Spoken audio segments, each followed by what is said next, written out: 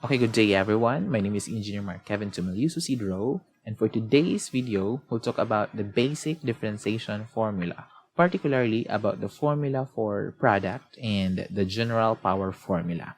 Now, I choose to discuss these two because if you are familiar with these two, the product and the general power formula, you can actually find the differential of different types of algebraic function. That is, if you know how to manipulate algebraic function. Diba, you can transform naman, for example, you can transform radical function into exponential function.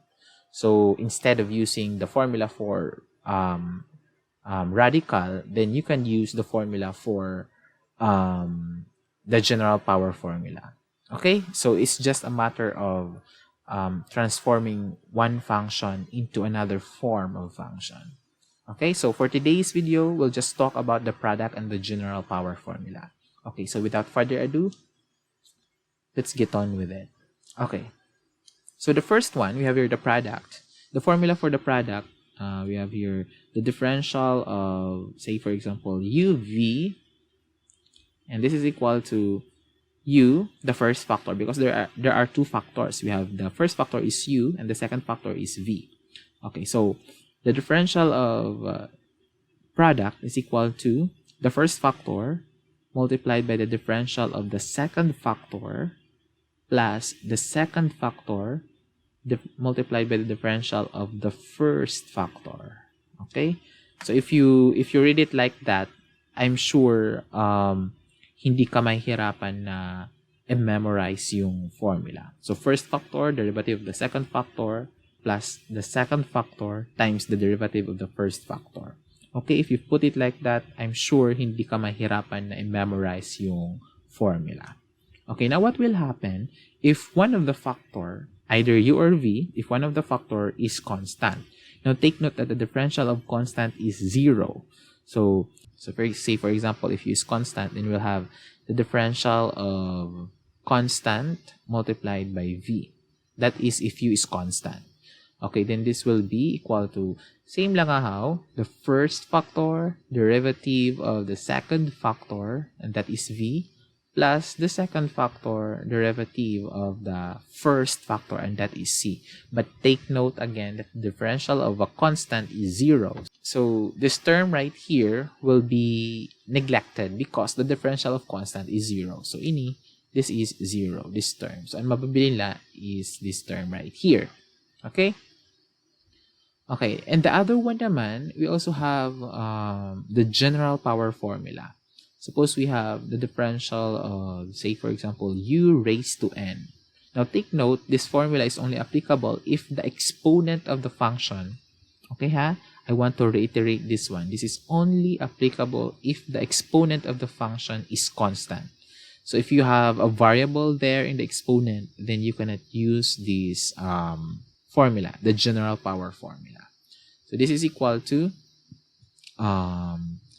n multiplied by the u raised to n minus 1, then multiplied by the differential of u. Yeah. So that's it. This is the formula for, we have here the formula for product, the product formula, the differential of product, and we have here the general power formula. So, itong dalawa lang ang ating gagamitin in this discussion. Okay? Okay, let us have an example. I just put here the formula for the product and the other one is for the general power formula. Let us have an example. Suppose we have here the function y is equal to 2x squared minus 4x plus 1. Yan. Okay, now take note there are 3 terms. So we are to find for the first derivative of these terms of this function. Okay, so we'll get the derivative of the left side of the equation. And also we get the derivative of the right side of the equation. This is 2x squared minus 4x plus 1. Now, the next step, okay, this is a property of differential. Since they are separated by plus or minus sign, if they are separated by plus or minus sign, ibig sabihin there are 3 terms. Okay, it's as if parang dinidistribute mo yung d over dx. Okay, so this will be, let me erase that one. So this will be differential of 2x squared minus, because we have here minus, the differential of 4x plus, again because plus here, we're just copying the operation. We have here the differential of 1. Now take note that 1 is constant, therefore the differential of 1 is 0. So we have to neglect this term because this is 0. Okay, so we will only focus on the first 2 terms, the 2x squared and the 4x. So the first term, if you can see for the first term, 2x squared, it has an exponent, and luckily the exponent is constant. So we can use the general power formula. And also it has a factor 2. So this is the exponent that's constant. So we can use the general power formula. And we also have here a factor 2, and that is also constant. So we can use this formula. So actually, this is a combination of the formula for product and the general power formula. Okay, so the first step, we'll just apply the product lang muna. Okay, since constant man usang factor, we'll use this one. Okay, that is C times the differential of the first, C times the differential of the second factor. The second factor here is x squared. So there are 2 factors. I just want to reiterate. Let me use this color. So the first factor is 2, and the second factor is x squared. Yeah, so there are 2 factors.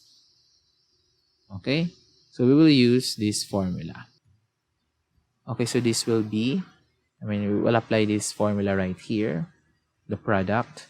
So we will have differential of the product is equal to the first factor, and that is 2, multiplied by the derivative of the second factor. And that is the derivative of the second factor. The second factor is x squared. Yan. We also have here the first factor multiplied by the derivative of the second factor. Now this is dx over dx. Dx over dx is 1. So you can cancel out this na. Pero later na. Okay? So this will be, okay, so we have here copy 2 because it's already outside of the differential. So we have here 2. Now we are solving for the differential of x squared, and that is, we can use the general power formula. So the general power formula, look here. If you look here, we have here n times u raised to n minus 1 multiplied by the differential of u. Okay, so applying that formula, okay, so we have here the 2, the n is exponent, and that is 2. So we have here 2 multiplied by x raised to 2 minus 1, yan, times the derivative of u. U here is x. Yan. Minus, okay, let us focus here in the second term.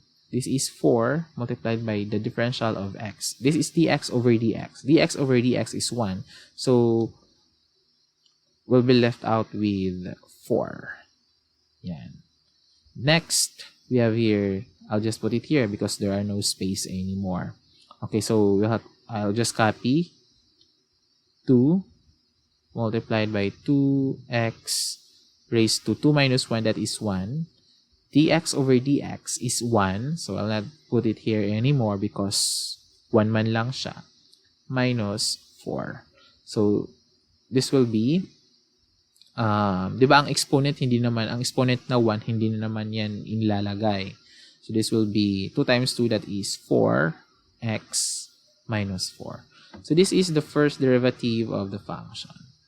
Yan. Okay, so you see, ang nagamit lang naman natin is the formula for product and the general power formula. Okay, let's have another example. So we have y is equal to 5 minus 4x plus 7x cubed minus x raised to 5.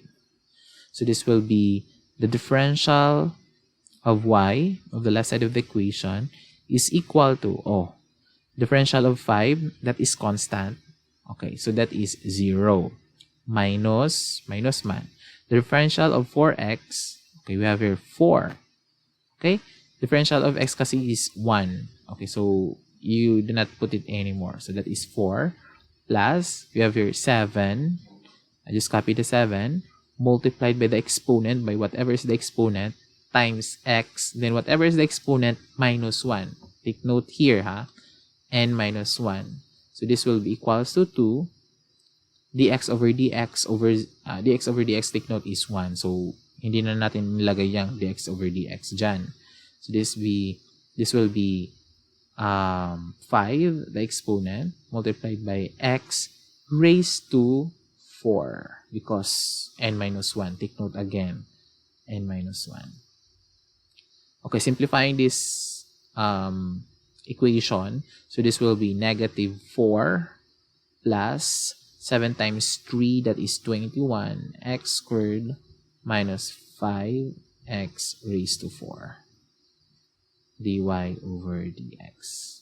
I think you get the pattern. So for example, if you are trying to solve for the derivative of, say for example, 2x raised to 3. Yan. Diba? Ang numerical coefficient, you always put it away. There is so iguas it numerical coefficient. Then you will be left out with x cubed. Diba? Now take note that the differential of x cubed is equal to, you have to copy 2 and 3x squared. Okay, so an exponent 3 times x n minus 1. Yan. Then actually may depende dx over dx. Since dx over dx is 1, then we do not put it anymore there. Okay? So to answer this one, this is actually 2 times 3x squared. Yan. So this is equal to 6x squared. Yan. This is the answer. Okay? So that is if you are given with the polynomial function. Okay. Let us have another example. Okay, by the way, this is the final answer for our sample problem. Okay, let us have another problem, another item. Okay. Suppose we have this one. This is interesting. Suppose we have y is equal to negative 3x squared minus 5x squared. Yeah, suppose this is the function. Now, looking at the function, if you ask yourself how many terms are there, okay? So this function is composed of only one term. Adilain, usalaya nga term. Take note terms are separated by plus or minus sign. Suppose we have ax squared plus bx, duduhain ka term because they are separated by addition, by plus or minus sign. Then that is terms. Okay, so for our sample problem, the given function is a monomial. It only has one term. Okay, so usa lang ang iya term. And that is negative 3 quantity x squared minus 5x squared. Okay.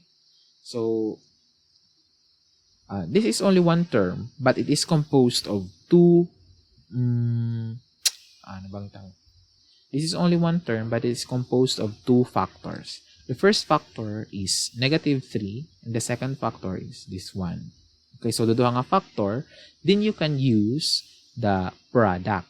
Duduha man ka factor, you can use the product. But since the first factor is constant, then we will use this one. Gamiton natin ini. Okay?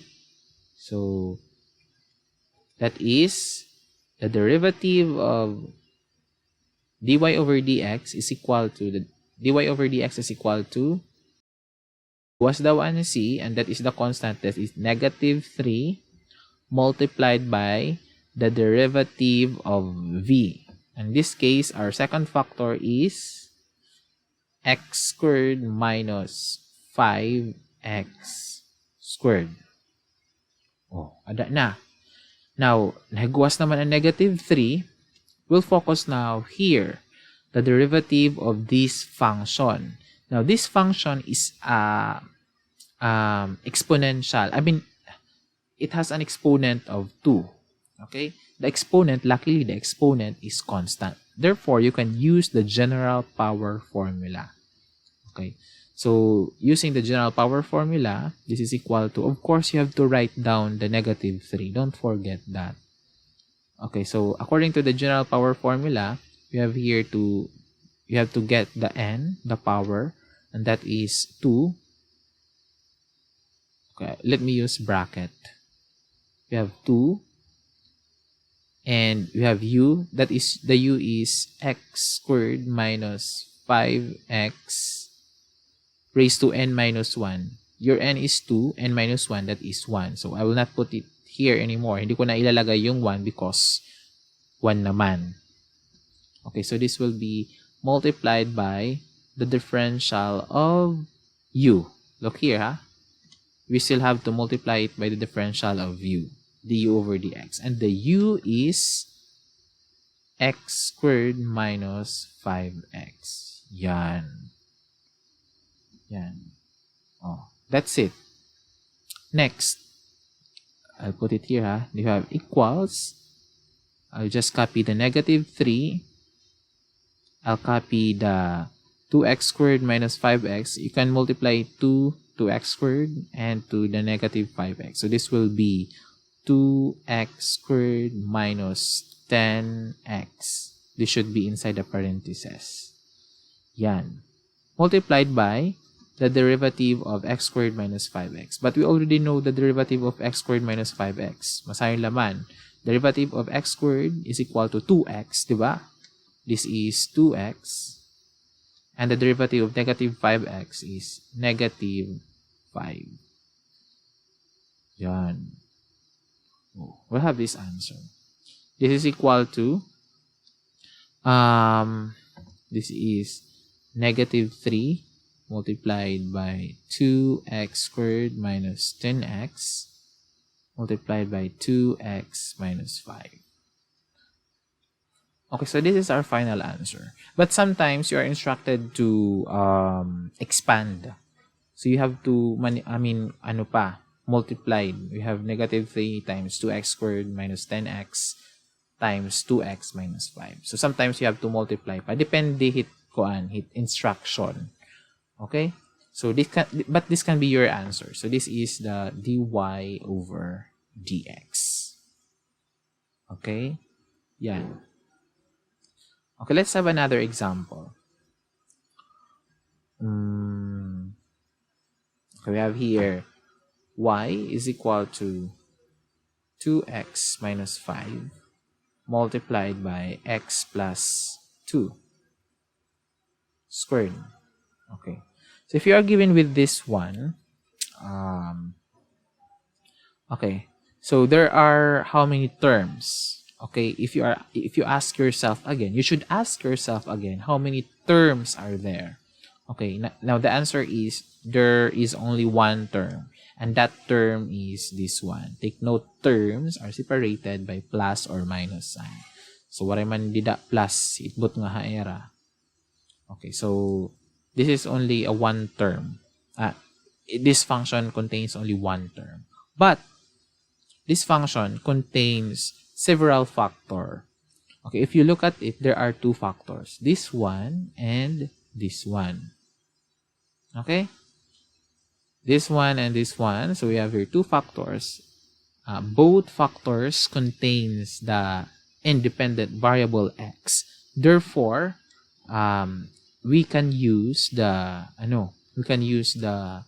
formula for product. And ito yung gagamitin natin because both of the factor contains the independent variable x. So we'll use this one.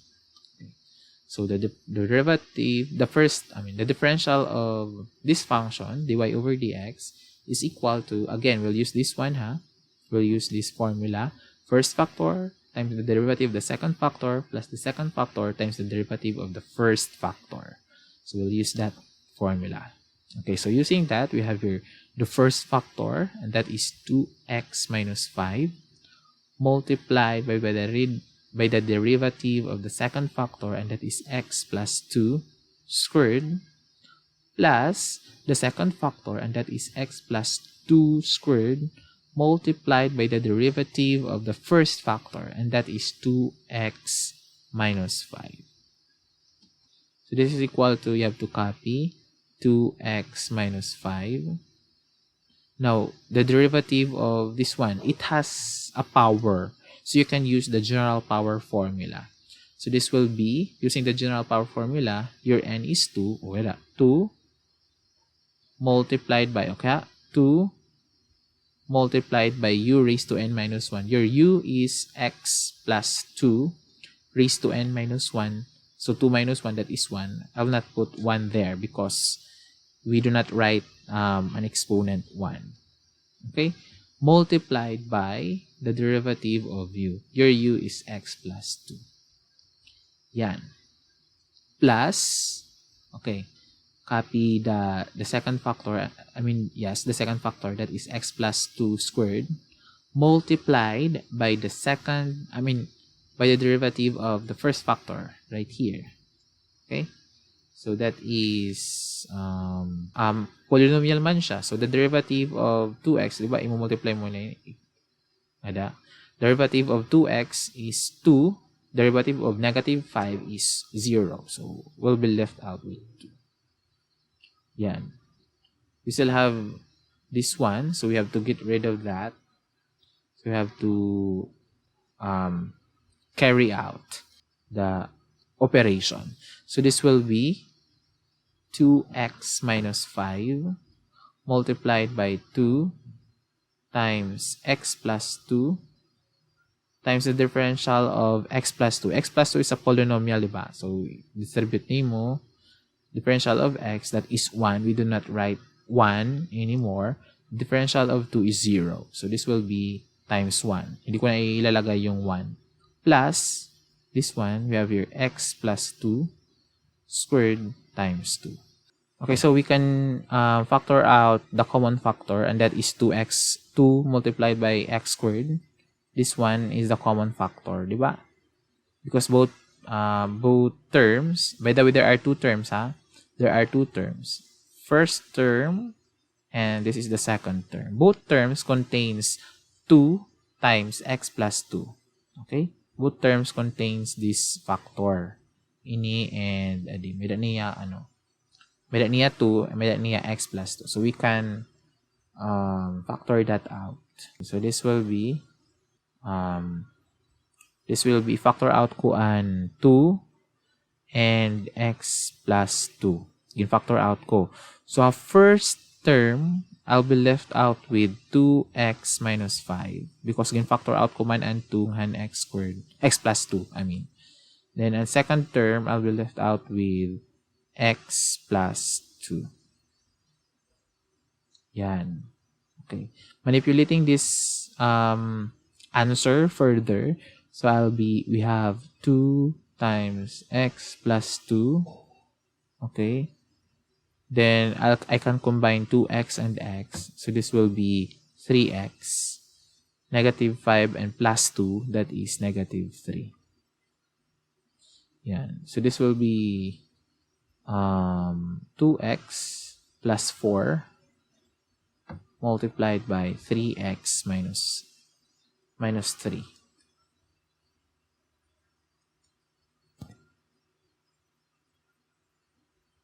Yeah, so this can be your final answer. Or you can expand. You can carry out the operation. You can multiply 2x plus 4 and 3x minus 3. But that could be your final answer. Okay? Okay, let's have another example. How about if we are given with fraction? Suppose we are given with y is equal to, say for example, 2x plus 1 multiplied by x squared minus 2. Yan, for example. So if you're given with this type of function, you may use the formula for quotient, differentiation for quotient. Or you can manipulate this function into exponential. Yes, exponential, wherein the exponent is constant, or product. Okay? So it's just a matter of manipulating function. So whatever you do, if you manipulate or if you use the quotient, you still arrive at the same answer because math is absolute. Kahit anong way pa ang gawin mo, the answer will always be the same. Because again, math is absolute. Okay. So if you are getting for the differential, before we get the differential, let us first manipulate this. Okay. So this will be 2x plus 1 multiplied by 1 over x squared minus 2. Yan. Do you agree? Of course, you have to agree because I'm quite sure about this one. Okay, next. We have here 2x plus 1. Then this one right here, it can be rewritten. It can be written as x squared minus 2 raised to negative 1. So now, we are given with a function. We're now facing a function composed of two factors, and one of the factors has exponent, negative exponent. But still, the exponent does not contain an independent variable. So we can still use the general power formula. Okay, so we can use here the formula for product and the formula for the general power formula. Okay, so if we are solving for the differential of y with respect to x, then we'll use the product first, of course. So the first factor, that is 2x plus 1, multiplied by the second factor, and that is x squared minus 2 raised to negative 1, plus the second factor, that is x squared minus 2 raised to negative 1, times the derivative of the first factor, and that is 2x plus 1. This will be 2x plus 1. Okay, we have here the derivative. Will be applying the general power formula. Your n is negative 1 multiplied by u raised to n minus 1. Your u is x squared minus 2. N minus 1, negative 1 minus 1, that is negative 2, times the derivative of u. And u is x squared minus 2. Again, this is your n. And this is your u raised to n minus 1. And this is your d over dx of u. Yan. So we're just following this formula. Okay? So, para, you have to practice para yung mga limitanit formula. Okay. That's the first term pala. Adi pala iton hiya. Adi pala iton hiya. Still have the second term. The second term, you have here, I'll just copy your x squared minus 2 raised to negative 1 times the derivative of 2x plus 1. This is polynomial, so you can just distribute. Derivative of 2x is 2. Derivative of 1 is 0. So, may bibiling lang din is 2. Yan. Okay, so this is equal to, I'll just copy this one. Ang negative 1, unahon ko. Negative, or negative na lang. Negative 2x plus 1. Yan. Multiplied by x squared minus 2 raised to negative 2. Times the derivative of x squared minus 2. X squared minus 2 is a polynomial, so you can distribute this one. Derivative of x squared, that is 2x. Derivative of 2 is 0. Yan. Of course, this is plus pala. Plus, we have your x squared minus 2 raised to negative 1 times 2. Yan. So, the next naman, you just have to return back to fractional form, rational form of the function. So, this is exponential. Mamakadto nga kita. Ibabalik nga natin here into fraction. So, this will be negative 2x plus 1. Okay, so 2x plus 1. This one right here. Okay, that is your 2x plus 1. Over your x squared minus 2 raised to 2. Yan. X squared minus 2 raised to 2. Take note, didi, negative and 2. Pero pagka di, magiging positive na iya. Pero ato na iya ubos. Ato na iya denominator. Times 2x. Of course, we still have 2x.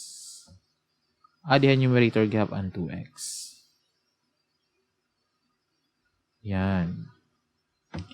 Plus, we have here 2 at abaw over, this is negative 1, so may nga 2 here ubos. So this will be x squared minus 2 raised to 1. Pero diri naman ibubutang it exponent nga 1. So let us not put it there. Yan. So this could be your answer. Or you can combine the two. There are two terms, di ba? Fraction here. You can combine. You can combine the fraction. Let me just erase this one para ay may dako space.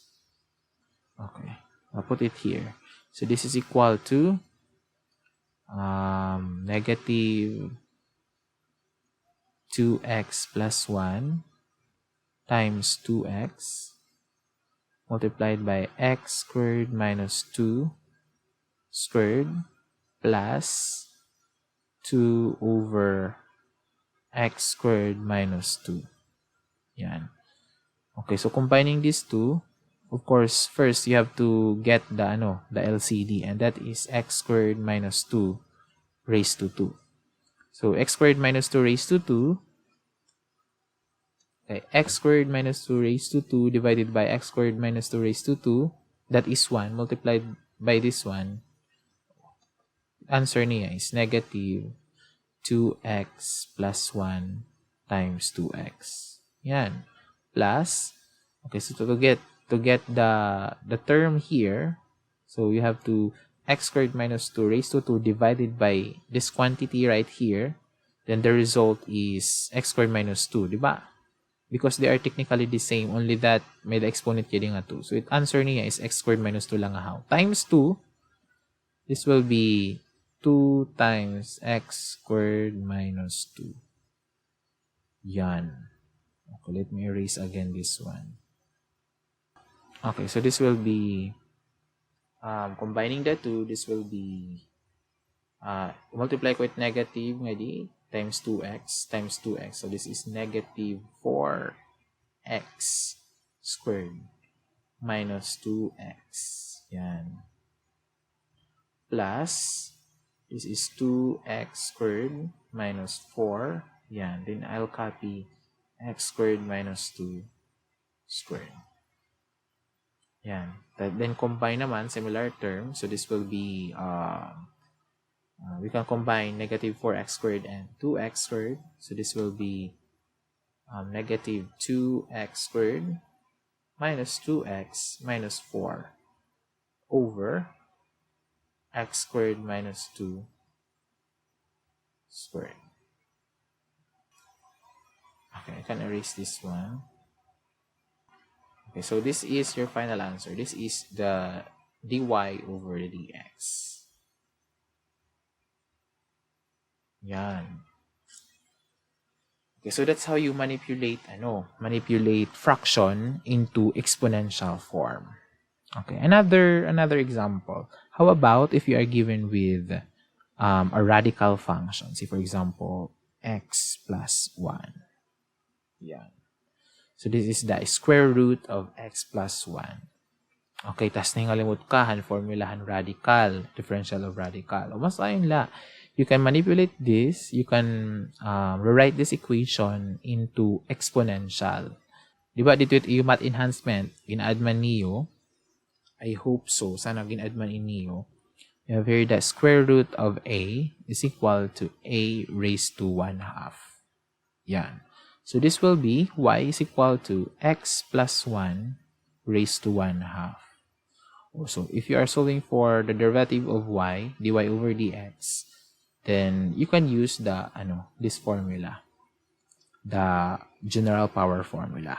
So your n is 1/2 multiplied by x plus 1, that is your u, 1/2 minus 1, diba? Times the derivative of u, that is x plus 1. Okay, so this one right here, this is your n.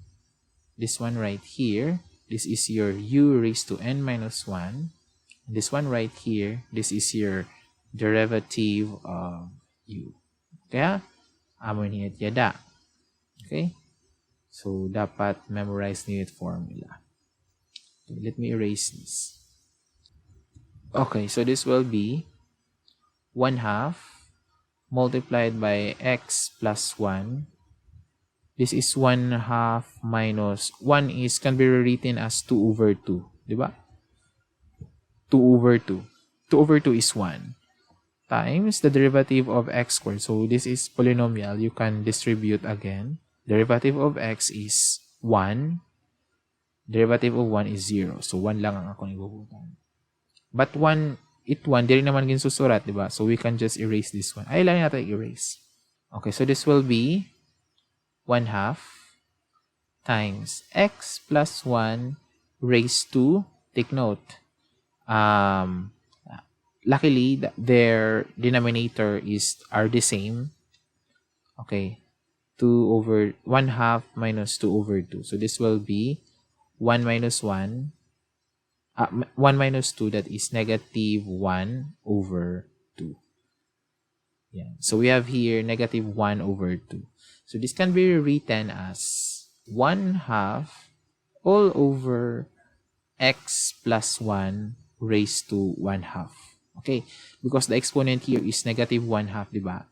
But that negative 1/2, it can be written as 1 over x plus 1 raised to 1/2. Magiging positive na ang i-exponent dito, pero magiging denominator hiya, diba? Yan. So this is equal to 1/2 all over. Since x plus 1 raised to 1/2, x plus 1 raised to 1/2, it can be written as the square root of x plus 1. Diba? Using this this property. Or this can be written as 1 over 2 square root of x plus 1. So this is your final answer. And amoy hiyaan dy over dx.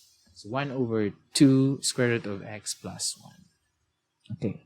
So you see, if you are only familiar with the product, the formula for differentiation for product, and the general power formula, you can solve many type of algebraic function. That is, if you know how to manipulate algebraic function. Because if you're dealing with algebraic function, you can transform one form of a function into another form. So, dapat maaram gyud ka mo mag-transform. Anyway, gintot domain ha iyo dito iyo math enhancement, I suppose. Okay? So, that's it for today, and God bless for your midterm examination.